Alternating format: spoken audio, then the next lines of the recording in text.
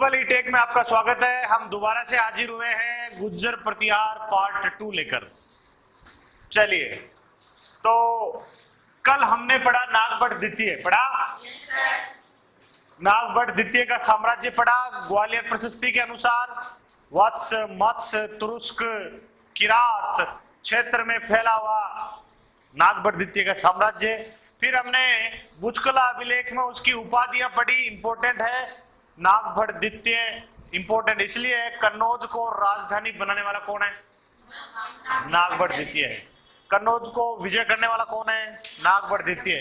त्रिपक्षीय संघर्ष को समाप्त करने वाला कौन है? नागभट्ट द्वितीय। हाँ या ना? और फिर आपने देखा कि शासन के अंतिम समय में उसे लगा कि ये दुनिया पित्तल की, और अपना सारा साम्राज्य अपने बेटे को सौंपकर संन्यास ग्रहण कर लिया, जीवित समाधि ले ली। हाँ या ना?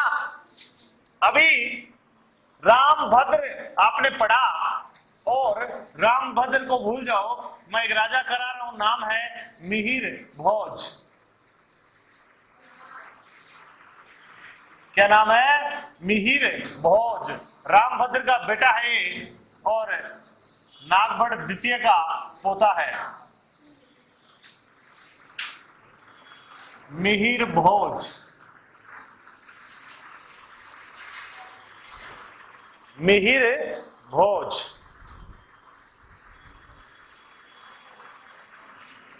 पहला एक कोई बात आपसे कल को कोई पूछ ही ले, मिहिर भोज शब्द का अर्थ क्या होता है? सूर्य का प्रतीक। क्या अर्थ होता है इसका? प्रतीक। फिर आपको एक इंपॉर्टेंट सूचना याद रखनी है। अपने पिता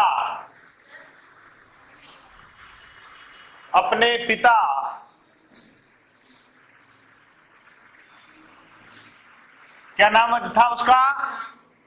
रामभद्र। अपने पिता रामभद्र की हत्या कर शासक बना। समझे? तो आपको दूसरी चीज ऑटोमेटिक ही याद रखनी है, प्रतिहारों का एकमात्र पितृहंता यही है बस। चाहे प्रथम मान लो, चाहे लास्ट मान लो, पितृहंता है मिहिर भोज। हाँ या ना? बात समझ में आई? क्लियर? आपको याद रखना है, अपने पिता की हत्या करके ये राजा बना था। तो मिहिर भोज अपने पिता की हत्या करके राजा बना, इसलिए प्रतिहारों का पितृहंता कहलाता है। चलिए, अगली बात जो मिहिर भोज के बारे में ध्यान रखनी है कि मिहिर भोज के बारे में जानकारी कहां से मिलती है। इतना बड़ा राजा हुआ है, आपको ध्यान रखना है, प्रतिहारों में सबसे चक्रवर्ती सम्राट कहते हैं इसे। जानकारी के स्रोत या साधन, जानकारी के साधन। तो देखो, आपको मैंने कल ही बताया था, ग्वालियर प्रशस्ति खुद इसने लिखी है। हाँ या ना? तो इसके काल में लिखी गई है, तो ग्वालियर प्रशस्ति तो 100% इसके लिए, इसके बारे में जानने का एक साधन होगी। ठीक है। दूसरी बात, एक व्यक्ति हुआ है, नाम तो सुना होगा आपने कभी, कल्लण। ठीक है, नाम नहीं सुना तो कल्लण की पुस्तक का नाम है राजतरंगिणी। हाँ या ना? राजतरंगिणी।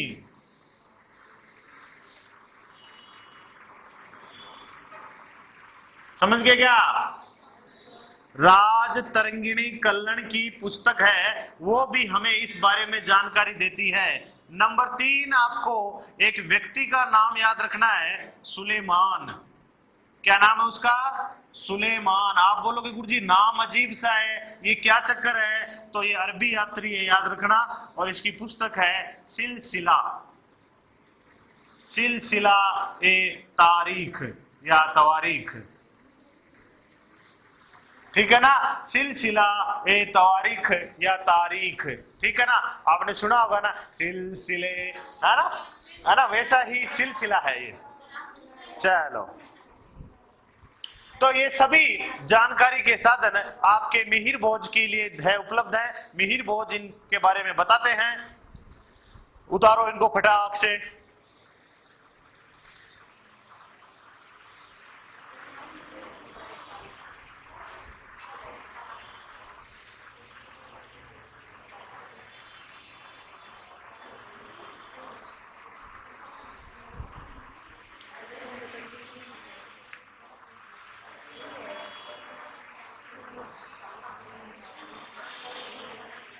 हो गया?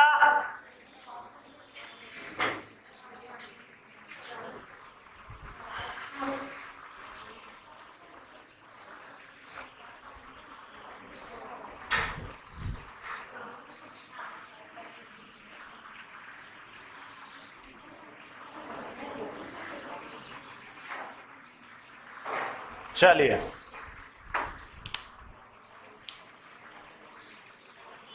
फिर आगे देखिए, कुछ इसकी विजय देख लेते हैं जो इसने विजय प्राप्त की है, क्योंकि कल्लड़ की राज तरंगिणी बताती है विजयों के बारे में। इसकी राज तरंगिणी इसकी राजनीतिक विजयों के बारे में बात करती है। तो याद रखना है आपको, नंबर 1, इन्होंने बंगाल के पाल शासक, पहले परिचय हो चुके हैं अपने, लेकिन अब शासक बदल गए हैं। पाल शासक देवपाल व विनायक पाल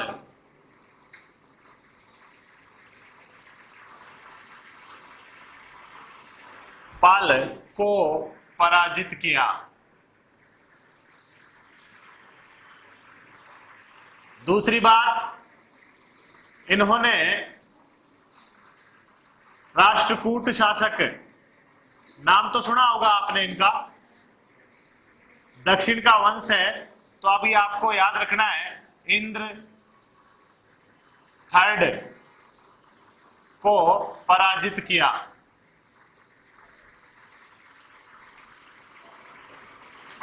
ठीक है ना, यही इंद्र थर्ड जस्ट इसके बाद आने वाले राजा के समय आक्रमण करेगा और लूटेगा कुछ चीजें, ध्यान रखना है।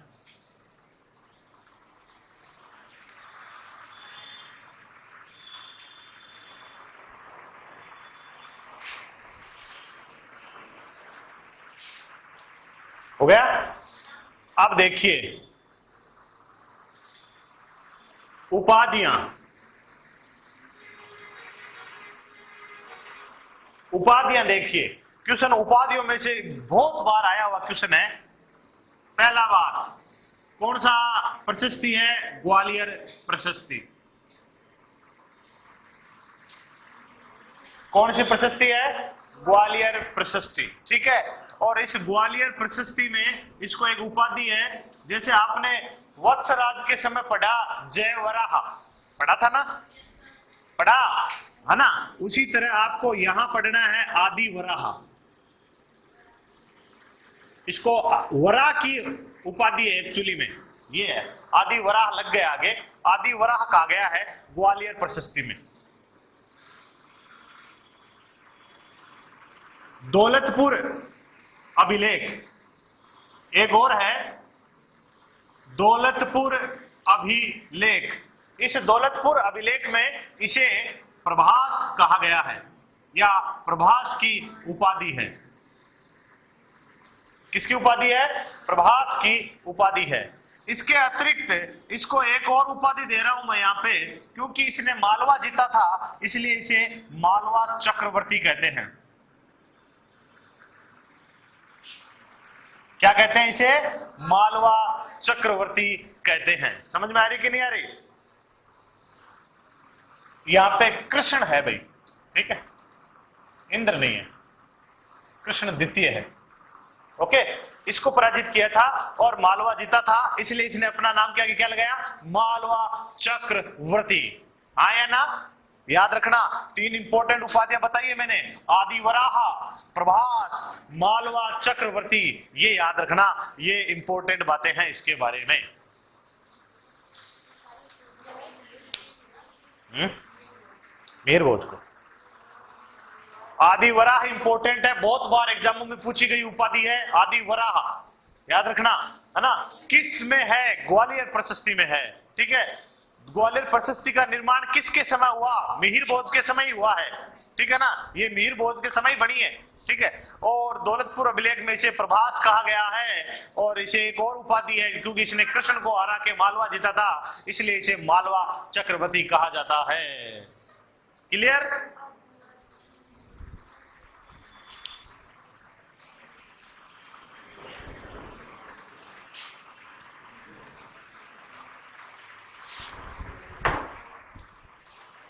अब एक हेडिंग डालनी है आपको, सुलेमान। हेडिंग से ही शुरू कर देते हैं इसको, ताकि इसके बारे में जान सको आप लोग। पहला सवाल, कौन है भाई? अरबी यात्री है। कौन है? अरबी यात्री है। ये पुस्तक तो करवाई चुका हूं मैं, ठीक है। कब आया? समय याद रखना है, ये पूछा गया सवाल है। 851 ईस्वी में ये भारत आया था। कब आया था? 851 ईस्वी में भारत आया था। किसके काल में? मिहिर भोज के काल में। समझ गए कि समझे?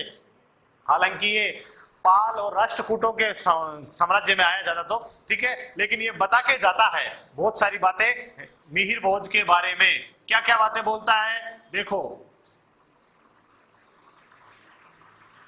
मैं इसको भोज बोल रहा हूं अब, है ना, क्योंकि बार बार इसे भोज ही बोला जाता है। भोज के साम्राज्य की तारीफ करता है।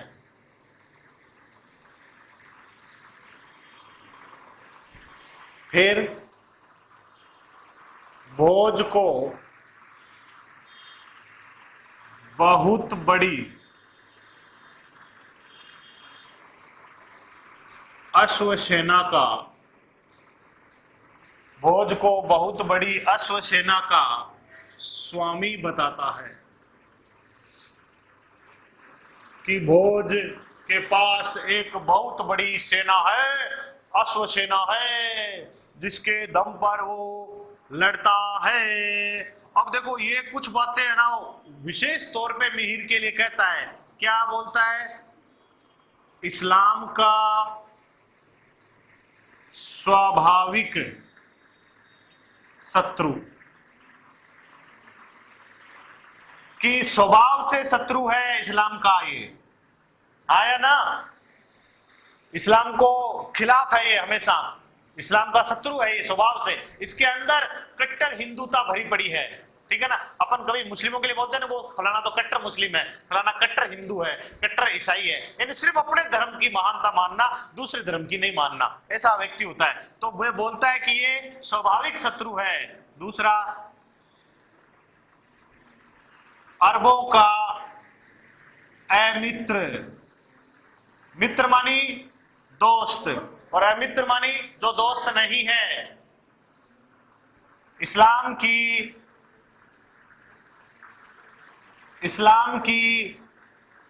दीवार, इस्लाम की दीवार कहते हैं इसे, ठीक है। और देखो क्या बोलता है, भारत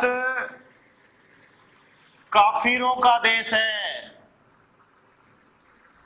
भारत काफिरों का देश है। काफिर बताया हुआ है आपको, जो दूसरे धर्म का होता है, धर्म विरोधी होता है। यानी ये अगर मुस्लिम है सुलेमान, तो इसके दूसरे धर्म के कौन हो गए? हिंदू हो गए। हिंदू काफिर हो गए यहाँ पे।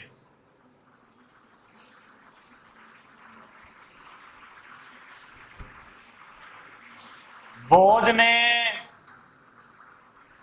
अरब प्रसार या अरबों का प्रसार मतलब विस्तार रोक दिया। ये सब बातें सुलेमान बोलता है भोज के बारे में, कि भोज स्वभाव से ही मुस्लिम विरोधी है। उसके अंदर, स्वभाव के अंदर है ये बात। अरबों का अमित्र है ये, इस्लाम की दीवार है ये, भारत काफिरों का देश है। भोज ने अरबों का प्रसार रोक दिया। यानी आपको बताया हुआ है मेरा, ये अगर भारत है, हाँ या ना, तो इधर से जो प्रसार हो रहा था सिंध तक ही आ पाए, वो आगे नहीं बढ़ने दिया उनको। समझ में आई कि नहीं? है? अरबों मतलब अरबी जाति, अरब कंट्रीज से आने वाले अरबी, ठीक है ना। इस्लामिक धर्म के इस समय दो जातियां हमारे देश पर आक्रमण कर रही है, अरबी और तुर्की। कौन कर रही है? अरबी और तुर्की। तो अरबों का क्या है, ये अमित्र है, दुश्मन है, उन्होंने स्वभाव से इसको उनको रोक के रख दिया। और मित्रों, मैं आपको एक बात बताता हूं, जिस तरह औरंगजेब ने अपने काल में बलपूर्वक हिंदुओं को मुसलमान बनाया था, उस तरह भोज के काल में कहते हैं इसने बलपूर्वक मुस्लिमों को हिंदू बनाया है। हाँ या ना? तो एक तरह से ये हिंदुओं का औरंगजेब है। हाँ या ना? एक तरह से हिंदुओं का औरंगजेब है, एक तरह से कह सकते हो आप, क्योंकि बलपूर्वक धर्म परिवर्तन कराना गलत ही है, चाहे वो हमारे धर्म में हो चाहे दूसरे धर्म में हो, ठीक है। तो कहते हैं, हालांकि मैं इनके बारे में ज्यादा नहीं बोलना चाहिए, तो गुज्जर मार जाएंगे, मेरे पुतले जलाएंगे, बाद में गड़बड़ हो जाएगी, ज्यादा नहीं बोलना चाहिए। इस्लाम की दीवार कहते हैं क्योंकि इन्होंने इस्लाम का प्रसार रोक दिया था। एक आक्रमणकारी था, ताजिए निकाल रहा था, कहते हैं कि उसके ताजिए निकालने पर प्रतिबंध लगाया, निकालते हुए ताजियों के बीच में गया, ताजियों को काट के जमीन में गाड़ दिया था। किसने? मिहिर भोज ने। आया ना? चलिए, और बाकी कुछ बातें ऑनलाइन नहीं बोली जा सकती है ना।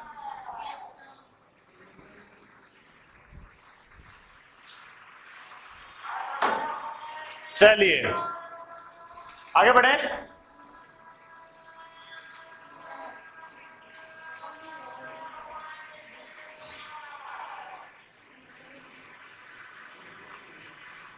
आईने अकबरी, मेरा सवाल है किसने लिखी? के अनुसार भोज के दरबार में, भोज के दरबार में 500 विद्वान रहते थे। बात अभी खत्म नहीं हुई है। तथा विद्वानों के द्वारा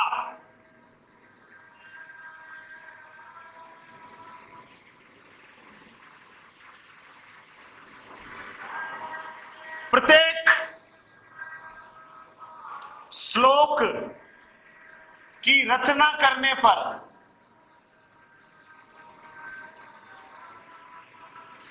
स्वर्ण मुद्राएं देता था।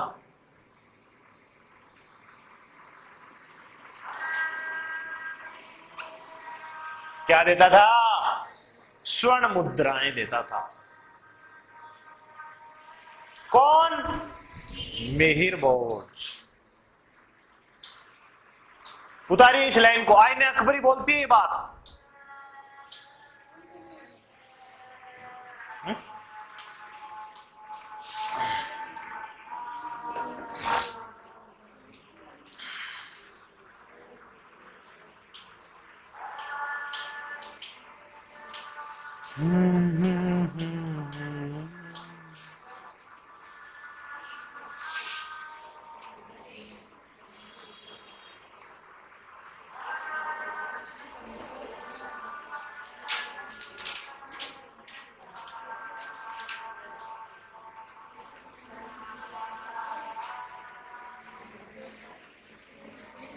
हो गया?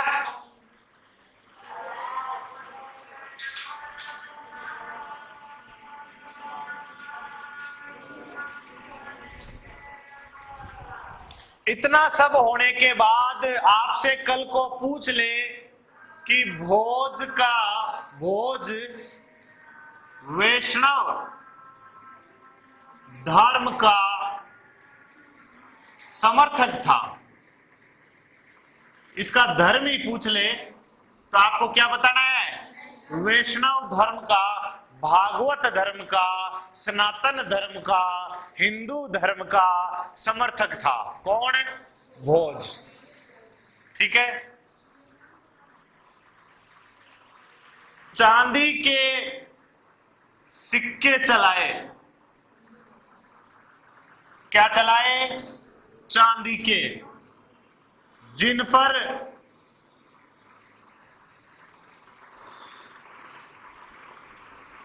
आदि द्रव्य वराह लिखा था। चांदी के सिक्के चलाए और जिन पर आदि द्रव्य वराह लिखा था। कहते हैं जिस तरह हिरण्याक्ष एक राक्षस हुआ करता था, हिरण्यकश्यप नहीं, हिरण्याक्ष। कहते हैं कि उसने पूरी पृथ्वी को गड़बड़ कर दी थी, पूरी पृथ्वी को ही किडनैप कर लिया था उसने, हाईजेक, है ना। तो भगवान विष्णु ने वराह अवतार लिया था। कौन सा अवतार लिया था? वराह अवतार लिया था। इसी तरह बोध ने अरबों से इस पृथ्वी को बचाया, भारत देश को बचाया, इसलिए वो स्वयं को वराह अवतार मानता था। तो आपने उपाधि देखी वराह, आदि वराह की, सिक्कों पे नाम देखा वराह का, और हिंदू धर्म का इतना बड़ा समर्थक या इतना कट्टर समर्थक देखा आपने, हाँ या ना? तभी सुलेमान को बोलना पड़ रहा है ये सब बातें। चलिए,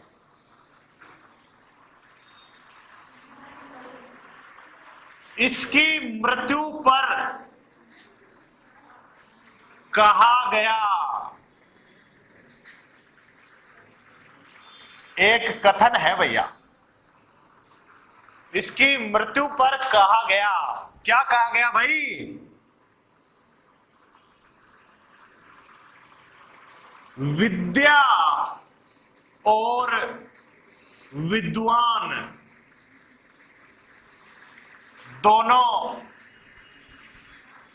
अनाथ हो गए। इसने विद्वानों का बहुत भला किया था, और कहते हैं कि जब ये मरा तो बहुत सारे विद्वानों को ने शोक प्रकट किया और रोना आ गया उनको, और ये कहा जाने लग गया कि आज भाई विद्या और विद्वान दोनों क्या हो गए हैं? अनाथ हो गए हैं, आया ना। ये एक बात किसके बारे में बोली गई है? मिहिर भोज के बारे में बोली गई है। और इस तरह से मिहिर भोज, हालांकि आपको बता दूं, लिख भी सकते हो आप,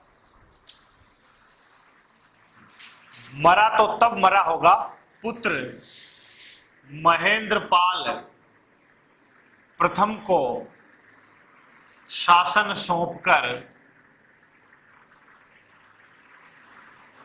संन्यास ग्रहण कर लिया।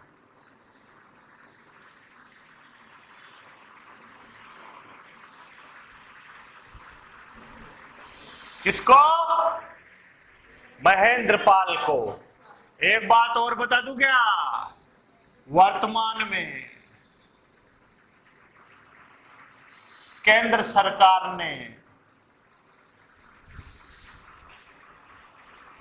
NH-24 कहां है भाई?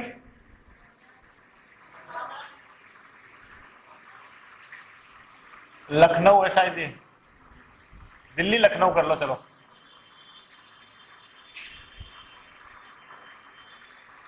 का नाम मिहिर भोज मार्ग कर दिया है।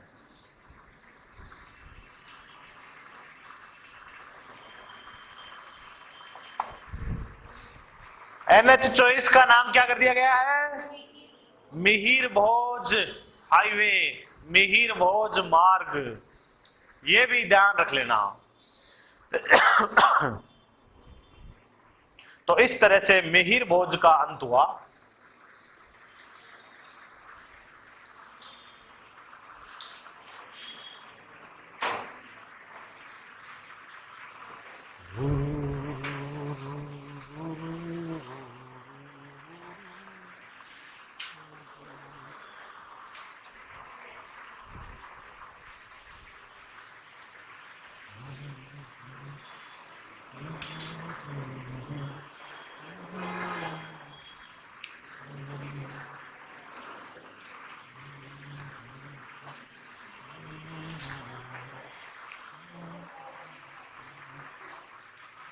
राजा आ रहा है महेंद्र पाल प्रथम।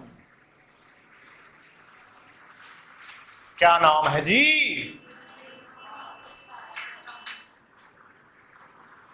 886 है कि 85 है?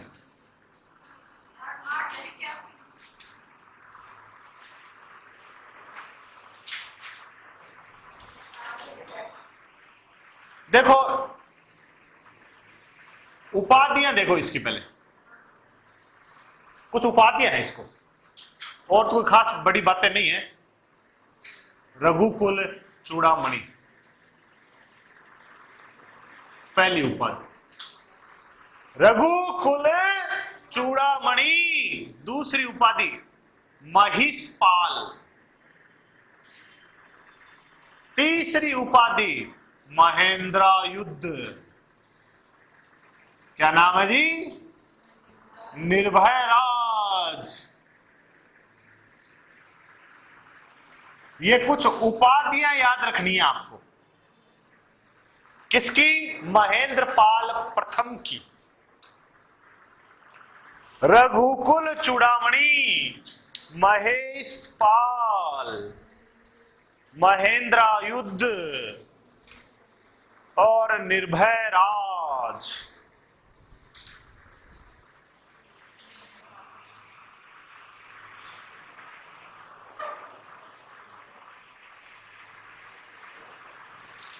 हो गया? चले आगे। चलो दूसरी इंपॉर्टेंट जानकारी, विद्वान राजशेखर रहते थे।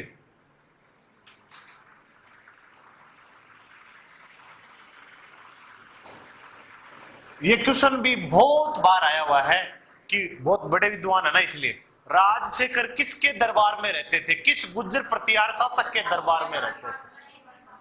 तो राजशेखर जी की पुस्तक देखो अभी। नंबर 1 काव्य मंजरी।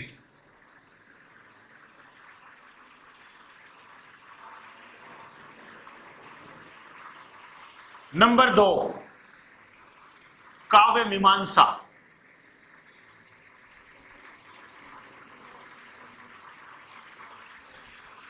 नंबर 3 बाल रामायण।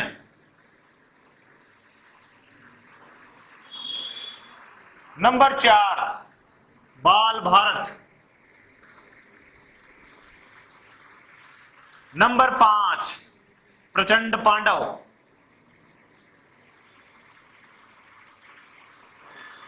नंबर 6 प्रबंध कोश। प्रबंध कोश ही नहीं किया ना?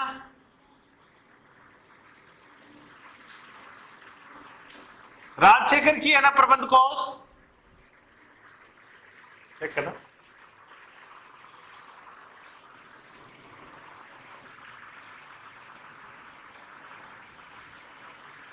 हर विलास,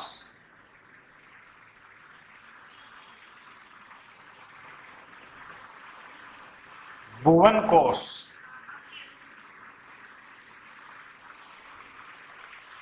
और इनकी सबसे जो मैं गोला कर रहा हूं ना, ये पुस्तक फेमस है।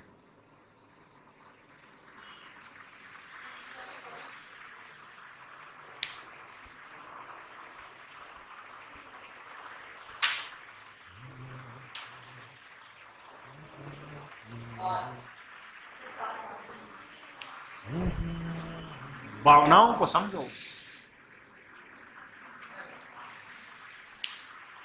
है ना? ये तो स्वाभाविक है, पर मेरी जो भावनाएं हैं उनको समझो।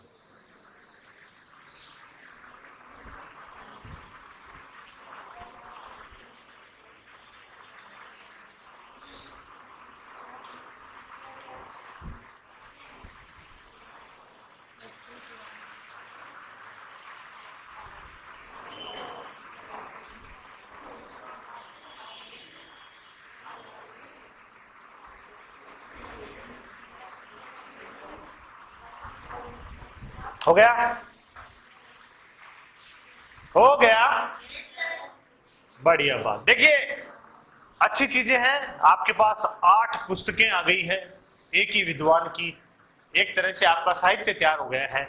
काव्य मंजरी, काव्य मीमांसा, बाल रामायण, बाल भारत, प्रचंड पांडव, प्रबंध कोश, हर विलास, भुवन कोश, ये सब पुस्तकें विद्वान राजशेखर की हैं। राजशेखर महेंद्र पाल के दरबार में भी थे और अगला राजा महिपाल आएगा उसके दरबार में भी थे। अब देखिए, एक विद्वान है, राइटर है B.N. पाठक। क्या है? B.N. पाठक। इनकी पुस्तक का नाम है उत्तर भारत की राजनीतिक व्यवस्था। क्या नाम है? उत्तर भारत की राजनीतिक व्यवस्था। चलो कोई बात नहीं। ये क्या कहते हैं? महेंद्र पाल उत्तर भारत का अंतिम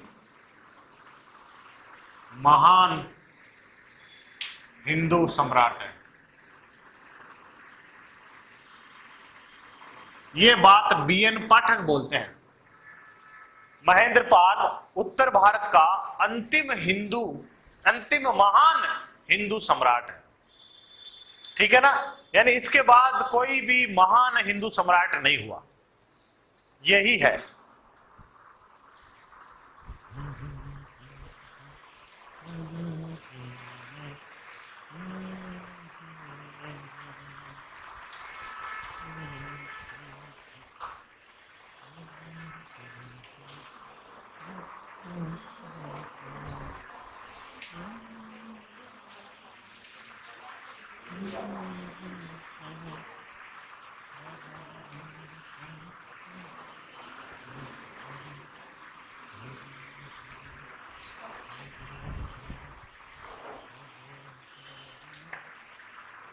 अगला राजा है महिपाल।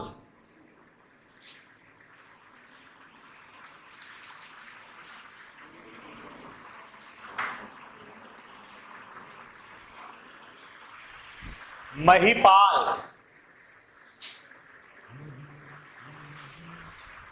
देखिए,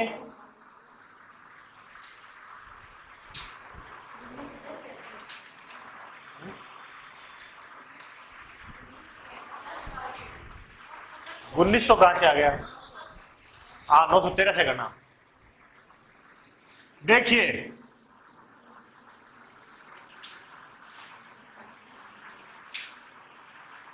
इनके समय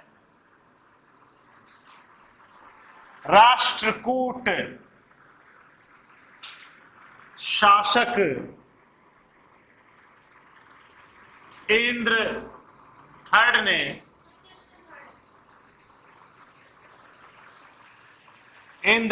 ने आक्रमण किया तथा कन्नौज को लूटा या कन्नौज को नष्ट किया। याद रखना, महिपाल के समय की बात है। और एक बात और लिख लीजिए, इसके बाद गुर्जर प्रतिहारों का पतन प्रारंभ।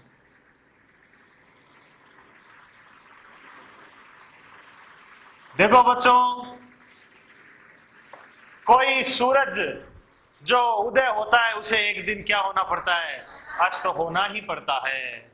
और कहते हैं कि इनके बाद ना तो कोई राजाओं की कोई विस्तृत जानकारी प्रदान होती है, ठीक है ना, और गुर्जर साम्राज्य का पतन प्रारंभ हो गया।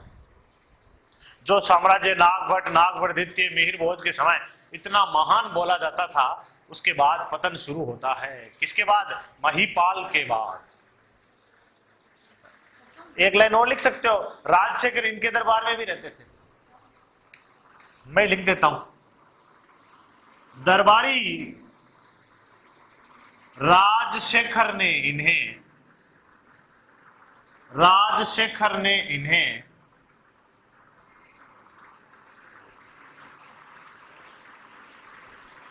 आर्यावर्त का महाराजा कहा है? दिख रहा है क्या? ये देखना है लास्ट वाली लाइन। आर्यावर्त का महाराजा कहा है? क्या हुआ?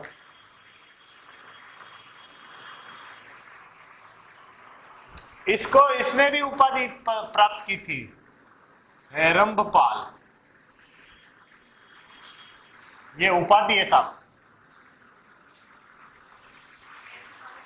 हेरंबपाल की उपाधि प्रदान की गई इसको, उपाधि प्राप्त महिपाल को। नहीं, राजशेखर ने तो ये कहा है आर्यावर्त का महाराजा। इसने भी एक उपाधि धारण की, सेम वैसे ही जैसे महेंद्रपाल ने धारण कर रखी थी, हेरंबपाल। क्या नाम है? हेरंबपाल।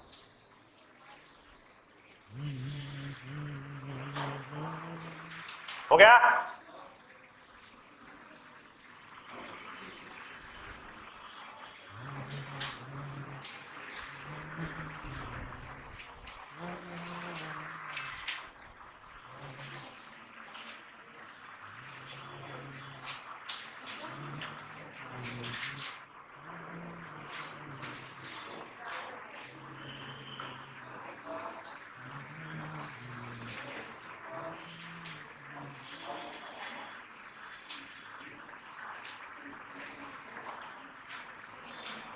देखिए, उसके बाद हम देखते हैं राज्यपाल, त्रिलोचनपाल और यशपाल। याद रखना, ठीक है ना? 1018 में महमूद गजनवी का आक्रमण।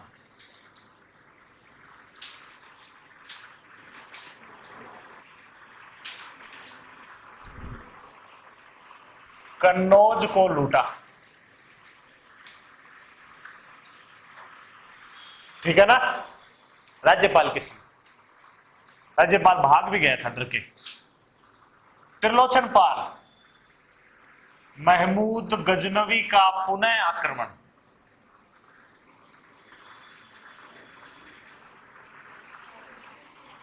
देखो, ऑप्शन में एक ही मिलेगा दोनों में, ठीक है ना?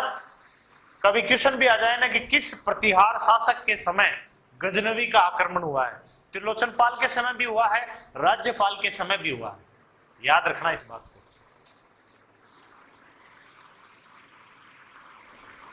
गुर्जर प्रतिहारों का, इस शाखा की बात हो रही है। अंतिम शासक जिसे अंतिम शासक जिसे चंद्रराज गहडवाल ने पराजित कर दिया।